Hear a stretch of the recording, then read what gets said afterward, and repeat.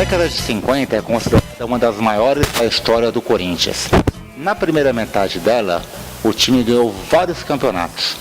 Já na segunda, não foram tantos títulos, mas mesmo assim a equipe continuava forte. Em 56 ganhou a Taça do Atlântico. Bicampeão da Taça dos Invictos, 56 e 57. Em 58, conquista o torneio Charles Miller e também o Brasília. Em 59, o time faz uma excelente. Em 60 é contratado Almir, no ano do seu cinquentenário. Nesse período de 5 anos, havia um centroavante que veio do Botafogo de Salvador. Tudo bem, Zag? Bom, tudo bem, graças a Deus, eu me sinto muito bem. E é um prazer estar mais uma vez aqui para falar para a nação corintiana. É um grande orgulho para mim. Zag, como eu comentei, você veio do Botafogo de Salvador. Como foi essa sua contratação pelo Corinthians? Bom, eu tive a oportunidade de chegar no Corinthians, porque o Corinthians fez uma excursão em Salvador e jogou contra o Botafogo e contra o Bahia. E no jogo de Corinthians e Botafogo nós empatamos 2-2, eu fiz um gol e o Dedê Oral fez o outro e terminou 2-2. E o Bahia jogou no domingo seguinte, perdeu de 6-0 mais ou menos e abandonou até o campo e não quis mais jogar.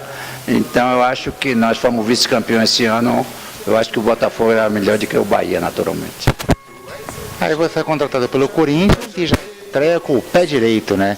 No inesquecível jogo pelo Campeonato Paulista de 1956, uma goleada de 4-0 sobre um time forte do Santos. Dia esse que você marcou 2 gols. Justamente. Minha estreia, eu fiquei treinando no Corinthians mais ou menos como um mês, mais ou menos. E eu não sabia quando eu ia estrear, porque já tinha começado o campeonato. E o clube necessitava dar uma autorização para que o Corinthians pudesse me lançar em um jogo do Campeonato Paulista. E justamente o último que deu foi o Santos e eu estrei contra o Santos na Vila Belmiro. E nós ganhamos de 4-0 e eu fiz 2 gols. E na ocasião você foi contratado até mesmo para substituir um grande ídolo da torcida, que era o Baltazar, o Cabecinha de Ouro, e você tinha até um apelido curioso também, né, Zag? Justamente, a torcida do Corinthians, a falecida Elisa, era a cabeça de uma torcida maravilhosa, pessoas bastante corintianos que tinha no grupo. E Baltazar era o Cabecinha de Ouro e ele me pôs Cabecinha de Prata, para querer me agradar naturalmente, né? Mas eu agradeci. E sabe como são os corintianos, e eu admiro bastante, então fiquei feliz da vida que ela me pôs Cabecinha de Prata. E explica o porquê do seu apelido Zag. Zag. Quando eu jogava na Bahia, que todo mundo me perguntava por que Zag. Quando eu era criança eu corria em zigue-zague, e eu tinha uma avó que me chamava zigue-zague, zigue-zague. Quando eu fui crescendo, comecei a jogar futebol e todas as pessoas começaram a me chamar de Zag. E aí, mundialmente, meu nome é conhecido como Zag, mas eu não me chamo Zag, não tem nada de Zag. Meu nome é José Alves dos Santos, completamente diferente. E Zag, quando você estava no Corinthians em 57, o clube fez uma grande campanha no Campeonato Paulista daquele ano, né? Ele já tinha ganho a Taça dos Invictos em 56, o ano que você chegou. E em 57 ganhou em definitivo, né? Em vez de 25 partidas, foram 35 partidas invictas. Por que esse título acabou não vindo? Foi uma época maravilhosa. O Corinthians ganhava todos os partidos que tinha, o Corinthians ganhou. E realmente no final nós perdemos para o Santos de 1-0. E estava jogando pelo empate. Se nós empatasse, seria campeão invicto. Mas no final perdemos para o Santos de 1-0 e o Santos saiu campeão. E vamos falar então, Zag, dos jogadores do Corinthians daquela época, né? Fale de nomes como Gilmar, Idário, Roberto Belangeiro, Cláudio Luizinho, aquela grande ala direita, e um especial que você sempre gosta de comentar, era o Rafael Chiarella. Bom, aí faltou, o time era Gilmar, Olavo e Alain, e Dário Goiano e Roberto, Cláudio, Luizinho, Paulo, Zag e Zezé. Às vezes era Zag, Rafael e Zezé. Rafael era um jogador extraordinário. Nunca vi um jogador com tanta categoria, tanta habilidade para onde uma bola. O Rafael. Apesar que ele faleceu jovem ainda, mas nos deixou saudade, Rafael. E a brilhante ala direita corintiana, Cláudio Luizinho. O Cláudio Luizinho era sensacional, nunca vi. O Cláudio jogava, parecia que o Cláudio jogava mais constante e o Luizinho brincava com a pelota. Eu acho que ele não fazia questão de ganhar o jogo, não, mas ele também era um extraordinário jogador. Você também atuou ao lado do Roberto Belangeiro, do volante, né? Também. Esse time foi campeão do centenário, eu creio. Tinha ganhado do Palmeiras, quando eu chego aqui, então cheguei na hora certa, em um time certo. E todos os jogadores eram perfeitos, extraordinário. Era Gilmar, Olavo, Alain, Dário, Goiano, Roberto, Cláudio, Luizinho, Baltazar, Simão e Pinga, eu acho.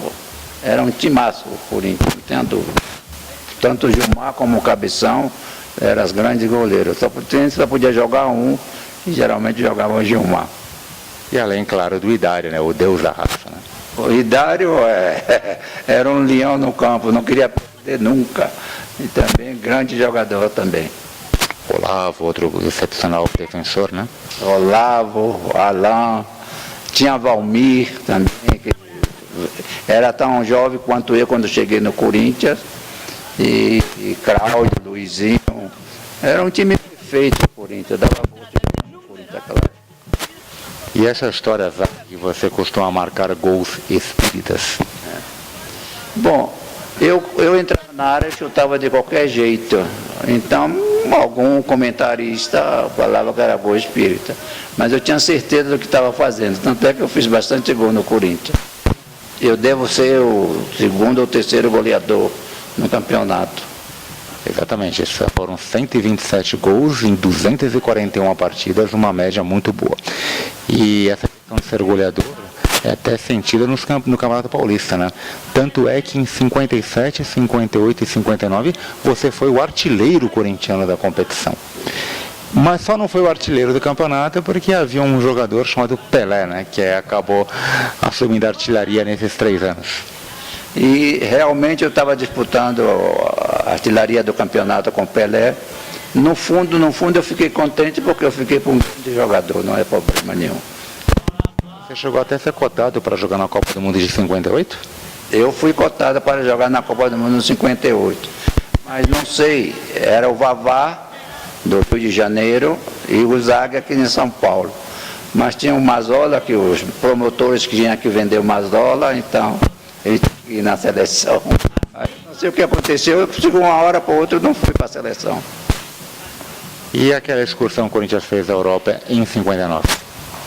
Foi uma excursão maravilhosa. Nós perdemos o primeiro partido, depois ganhamos todos os partidos que nós disputamos. Eu me lembro bem, um contra o Barcelona, jogou o Puskas, jogou o Gento, um partido maravilhoso. O Corinthians ganhou de todos os times, na Alemanha, na Holanda, na França, Espanha, em várias partes o Corinthians ganhou. Só perdeu um primeiro partido, só que foi em Paris. Só para deixar bem claro essa questão, o Corinthians venceu o Barcelona no Camp Nou por 5-3. O Barcelona nunca venceu o Corinthians ao longo da história.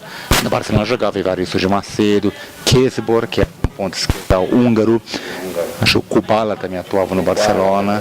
Era uma seleção.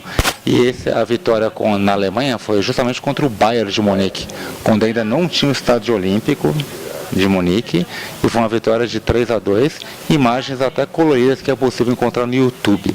Só digitar Corinthians 1959. Bom, aí chega 1960, o Corinthians está completando o seu cinquentenário, né? E o clube contrata Almir Pernambuquinho. Por que o Almir não deu certo no Corinthians aqui?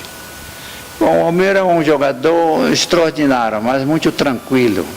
Eu acho que ele ficava em dúvida, ele não sabia o que queria, eu creio. Mas era um extraordinário jogador. Mas não deu certo, infelizmente, mas era um bom jogador. O tranquilo era que talvez não queria nada com nada, porque ele era bem temperamental, né, Zague? Às vezes, mas ele era bacana, era meu companheiro, amigaço. Mas às vezes passava alguma coisa na cabeça dele, ele era muito temperamental.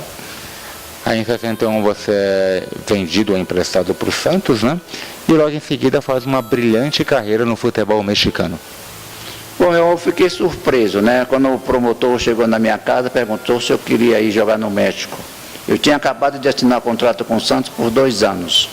Inclusive o Santos já tinha me dado até uma certa quantia de dinheiro. E eu digo, e como eu faço para devolver? Ele falou, não.